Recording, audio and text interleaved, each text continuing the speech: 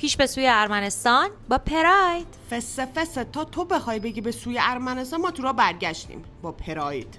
بله دیگه تو راه برگشتیم با پراید. اصلا من کیم؟ اینجا کجاست؟ اینجا کانال رویاست یا کانال من نیست. اینم ویدیو رویاست، اینم پراید نه این پراید ماست. لازمه تاکید کنم با پراید. خلاصه تا من دوربین رو در بیارم فائزه ولاگ کاملش هم گذاشت تو کانال خودم اینجا نیست. اولش بذار من شفاف سازی کنم خدمت. احتمالاً نمیدونید که ما این سفر رو با پراید انجام دادیم. میدونم که نمیدونستید. همونطور که میبینید یه جا بارونه، یه جا گرمه، یه جا خیسه، یه جا خشکه، یه جا ونگه، یه جا لنگه. چه میگه؟ و ما پس از 3-4 روز خانمانسوز بالاخره داریم برمیگردیم. قیافه منو یا علی دیگه اینجا من دارم به اتمام میرسم دیگه. فوت فوری.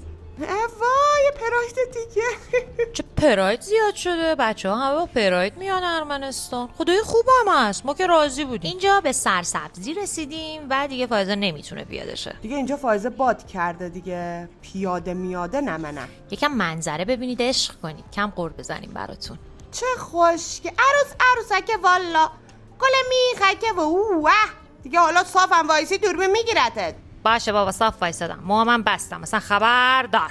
چه قشنگ چالوسه میمونه، انقدر قشنگ. بهشت لامصب، بهشت. چنان که ساعت هاست نخوابیدیم، جاتون خالی از طبیعت جان گرفتیم. من ولی زخم بستر گرفتم، یعنی جان و زخم بستر دیگه قشنگ. یادتون نره ولاگ کاملش فائزه گذاشته.